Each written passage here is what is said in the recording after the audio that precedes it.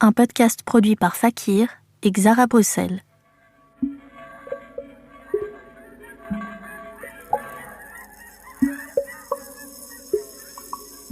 Le monde de la musique peut sembler attrayant de l'extérieur, mais froid et hostile quand on s'y aventure sans équipement.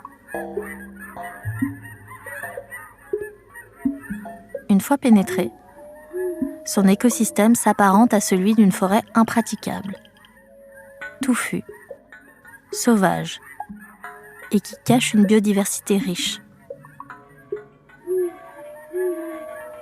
Des années à tenter de s'y repérer ne suffisent pas toujours à trouver le chemin qui nous fera sortir de l'isolement.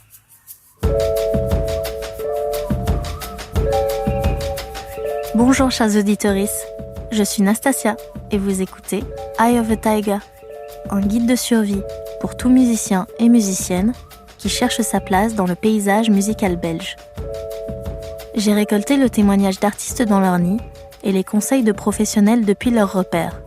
Toutes et tous ont bien voulu partager leurs expériences, leurs regards sur ce milieu changeant et incroyablement diversifié. Nous allons ensemble défricher cette taïga le temps de 4 épisodes. Saison 1, vous n'êtes pas seul. Ce dernier épisode traite sûrement de l'enjeu le plus sensible de la saison. La santé mentale des artistes de la musique est sous-estimée, tant par le public que par notre secteur. On véhicule encore cette fausse idée que vivre de sa passion préserve l'artiste de la charge mentale amenée par sa profession. Cela va alors légitimer la disparition de toute frontière entre vie professionnelle et personnelle. J'ai décidé de séparer l'épisode en 2 parties pour aborder tous les pans de cette thématique. Déconstruire l'idée que l'artiste n'a pas à toujours devoir faire mieux ou plus est un processus long et endurant.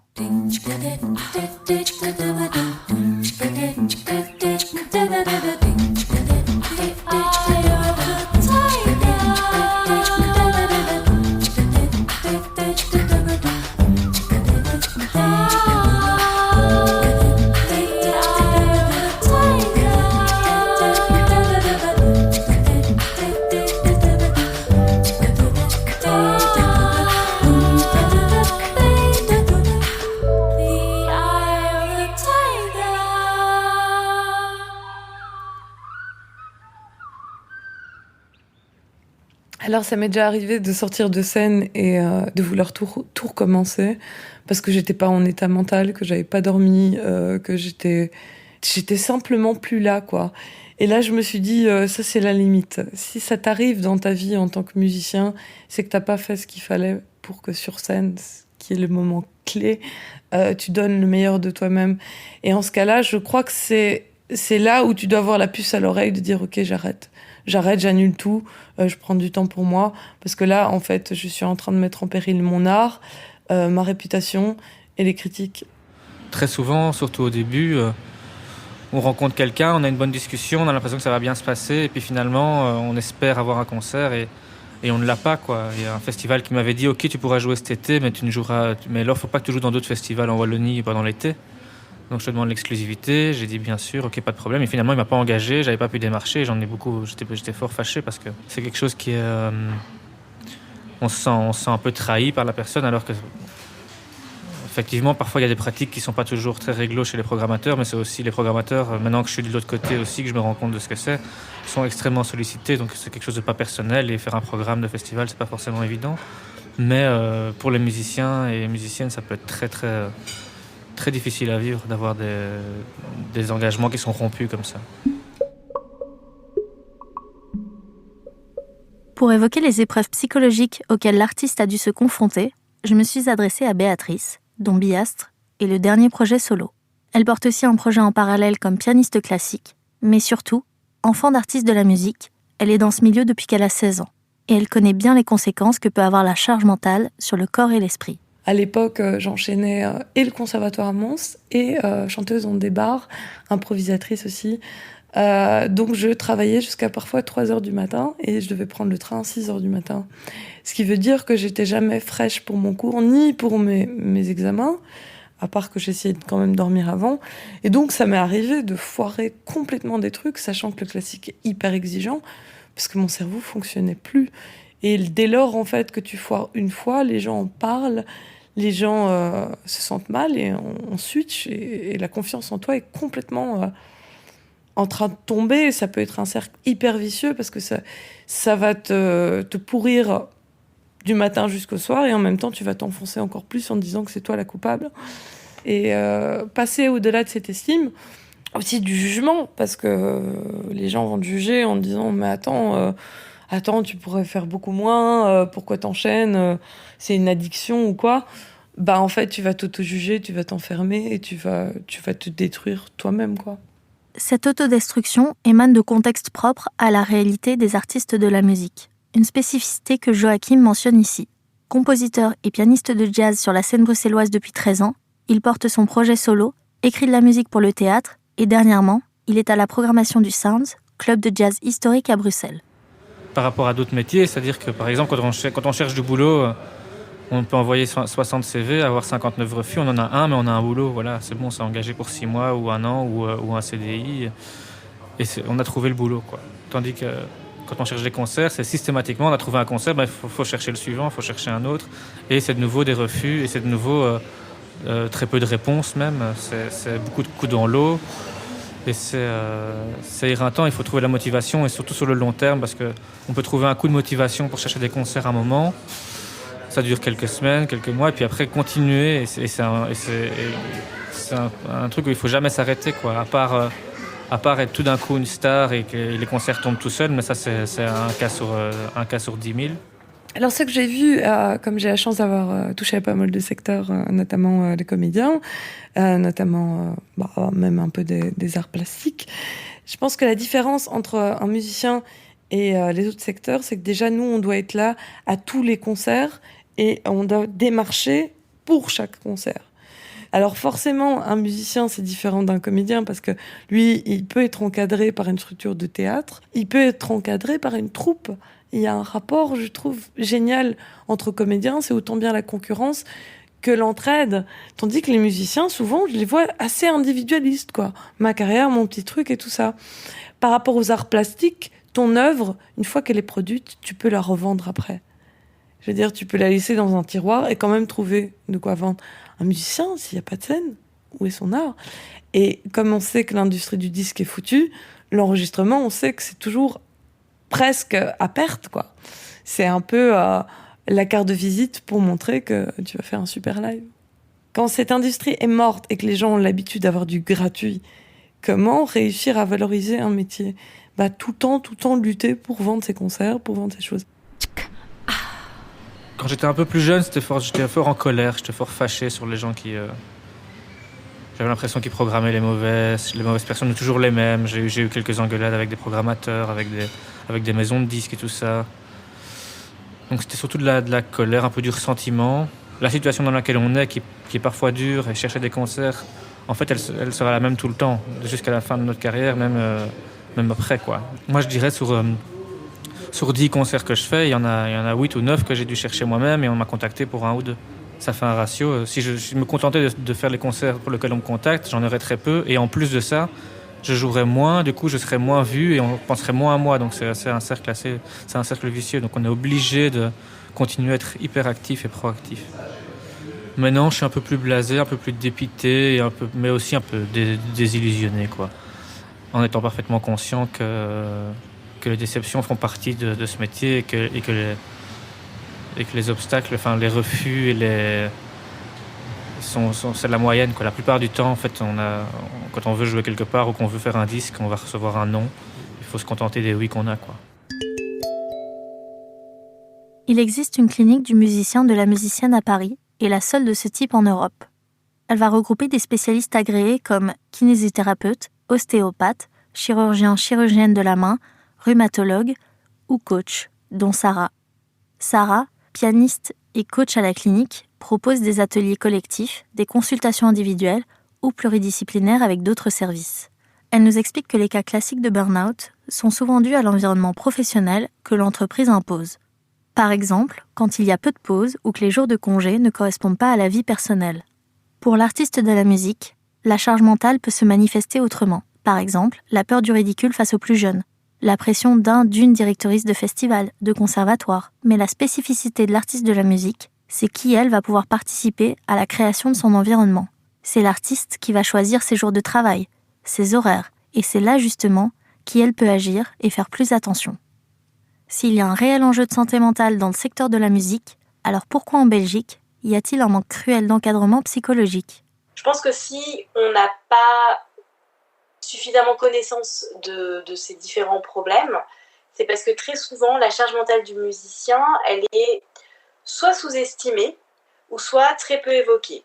En fait, on fait des métiers qui ont un but final qui est quand même très perceptible, hein, c'est la scène, mais le reste est très obscur. Moi, je me souviens d'amis qui me disaient quand j'étais étudiante, mais c'est quoi ta journée en fait ? Tu travailles le matin, tu fais ta douche et après tu fais quoi ? C'est vrai que c'est complètement incomparable aux autres étudiants. Ça participe au fait qu'on ne peut pas se dire que le musicien peut être sujet à cette charge mentale. Et dans le domaine de la musique, c'est très tabou. On commence à en parler, mais c'est très souvent associé à une faiblesse. Et dans certains cas, il y a aussi l'angoisse de ne plus être rappelé, qui fait que du coup, on est obligé de dire oui un petit peu à tout ce qui se passe, à tout ce qu'on nous propose, à toutes les conditions, au risque d'oublier sa santé physique et sa santé mentale. C'est-à-dire qu'on a la chance de vivre de notre passion, mais les gens ne font pas suffisamment, à mon sens, la distinction entre ok, il y a des gens qui travaillent, nous, on travaille et on aime le travail qu'on fait, mais ça n'empêche que ça reste un travail. Et donc, qui dit travail dit effort. Et même si on est, j'espère en tout cas pour la majeure partie, épanoui dans ce que l'on fait, ça demande quand même un effort. Quand on vend son projet, quand on le défend, c'est vraiment... On se vend soi-même, en fait. Et ça, avoir un refus pour un concert ou un CD ou quoi, alors qu'on se vend soi-même, ça peut être douloureux, ça peut être très difficile à vivre, beaucoup plus que quand on vend le projet de quelqu'un d'autre, par exemple, parce que c'est un métier, entre guillemets. Après, il y a des gens qui s'investissent plus ou moins. C'est un boulot qui est compliqué parce que c'est chaque fois ne pas prendre les choses pour soi, c'est très difficile dans ce métier. Parce qu'en fait, quand quelqu'un dit non pour un veut pas programmer votre projet, en fait, c'est vous qui programme pas, quoi. Et donc ça, il faut vivre avec, quoi.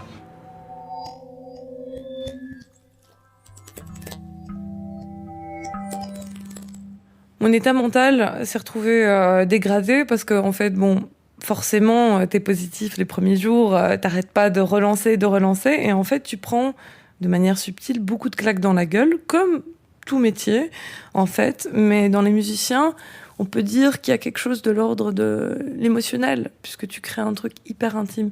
Et donc, quand tu prends une claque dans la gueule, ça fait 10 fois plus mal que si tu portais quelque chose comme un métier d'employé, de fonctionnaire, etc. Et je pense aussi que c'est ça qui fait le moteur.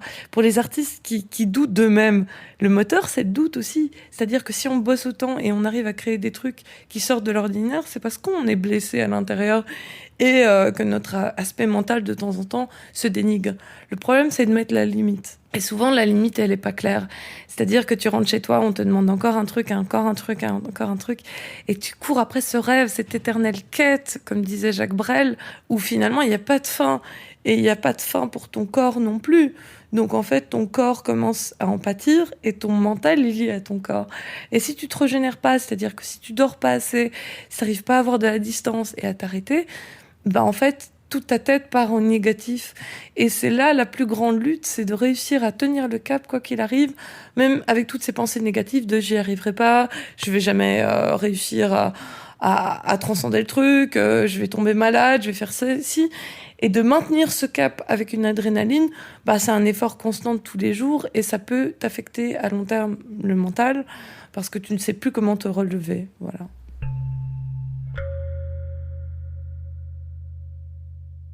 La charge mentale se traduit physiquement. Alors ça, c'est les symptômes les plus connus, hein, la tendinite, les douleurs musculaires, parfois les acouphènes, la perte d'audition. Tout ce qui est tendinite et douleurs musculaires, c'est souvent associé au musicien qui ne sait pas travailler, au musicien qui a une mauvaise position. Donc là aussi, c'est synonyme de faiblesse. Donc très souvent, on a en consultation des gens qui arrivent parce qu'ils ne peuvent plus jouer. Et c'est pas trop tard, mais on ne peut pas s'empêcher de penser que s'ils étaient venus nous voir 6 mois plus tôt, on aurait pu vraiment éviter des douleurs vraiment terribles. Ça se traduit aussi psychologiquement, donc évidemment l'image de soi. Il y a toujours la peur du jugement. Qu'est-ce que va dire l'autre ? Qu'est-ce que va dire le jury ? Qu'est-ce que va dire le public ? Qu'est-ce que va dire le critique ?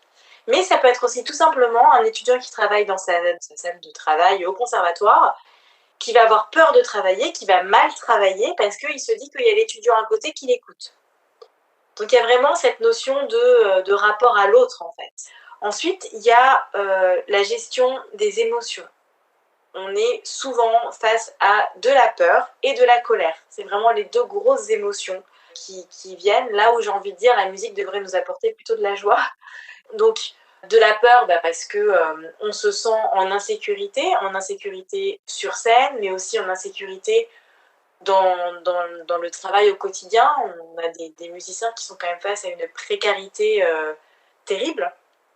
Ça peut être aussi des prises de drogue, d'alcool, plus ou moins dures.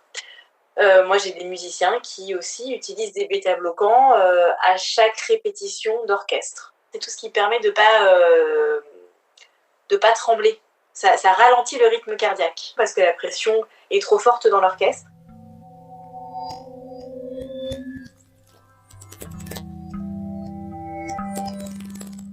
On a maintenant une idée assez claire des symptômes physiques et psychologiques les plus courants, même si la liste reste encore très longue. Pourtant, ma volonté ici, c'est de prévenir l'artiste avant l'apparition de ces signaux. Et pour cela, il faudrait déjà comprendre d'où ils tirent leurs origines. Pour nous apporter un début de réponse, j'ai contacté Maurizio, un DJ dont la carrière artistique se compte en vingtaine d'années. Il a monté des labels comme le label Pneu et a 2 projets musicaux, Front de Cadeau et Atome. En plus de son expérience dans le secteur musical, il travaille depuis 20 ans à Infordrogue comme psychologue et psychothérapeute. Il travaille aussi pour Modus Fiesta, un projet porté par Modus Vivendi qui vise à la réduction des risques liés à l'usage de drogue. Il a donc été confronté de nombreuses fois à des personnes souffrant d'addiction. En tant qu'artiste, lorsqu'on a des ressources, effectivement, on peut avoir une vie beaucoup moins anxieuse, n'est-ce pas ? Il faut quasiment avoir les moyens d'être artiste. Parce que choisir cette voie-là, si on veut en vivre, il faut que ça marche. Et donc, il y a comme une obligation de résultat. Parce que l'artiste qui n'est pas propriétaire, qui doit payer un loyer, il va accepter, j'ai envie de dire, pas n'importe quel contrat, mais il doit trouver des contrats. Et donc, parfois, il n'a pas ce luxe de choisir, de se dire « Ah tiens, je vais aller là plutôt que là ». Non, il va aller là où ça va lui rapporter le plus parce qu'il en a besoin. C'est difficile d'avoir une carrière artistique lorsque, j'ai envie de dire, le salaire minimum n'est pas garanti.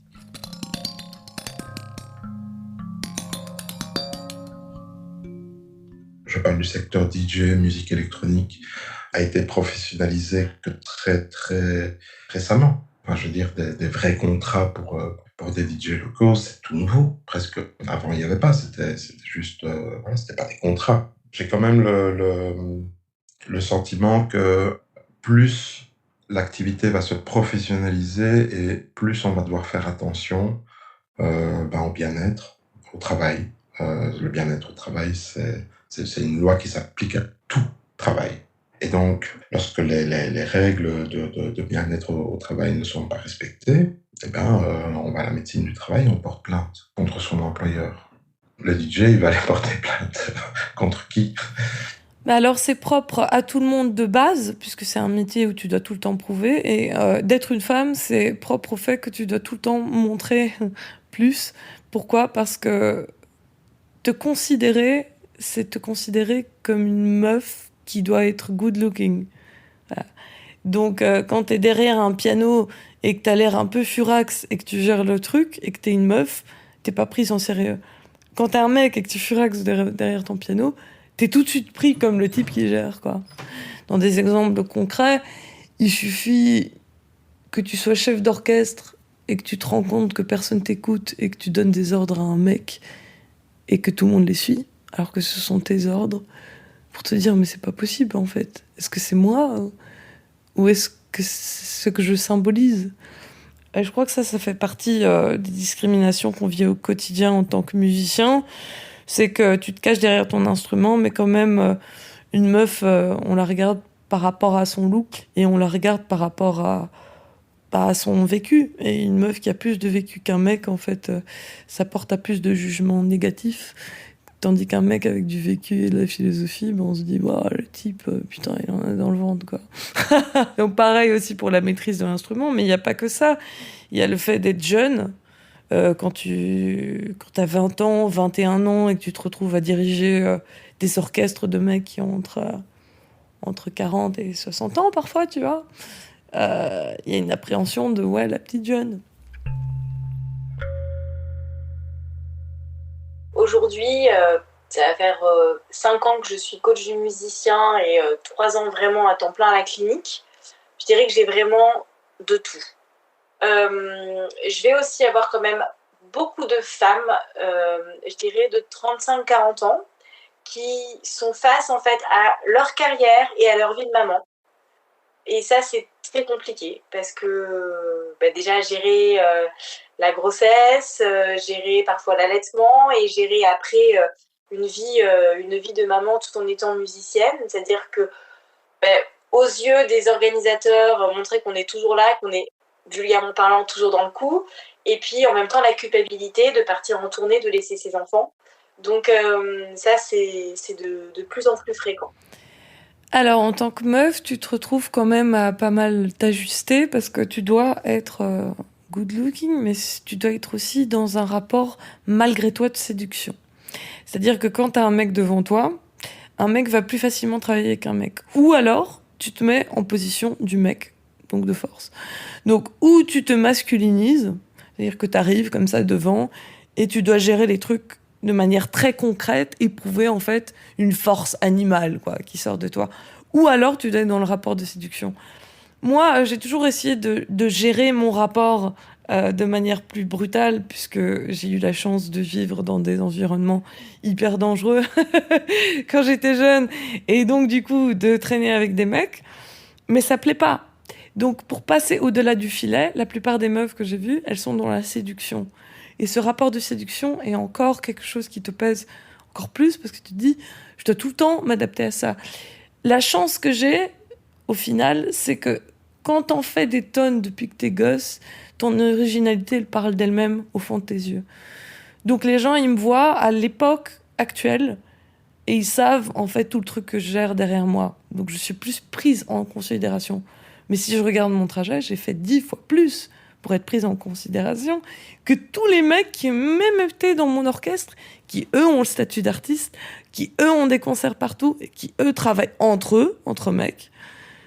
Et moi, je suis toute seule à gérer tout ça, et ils se disent, mais c'est pas possible, tu devrais être un peu partout, gérer des orchestres et tout ça.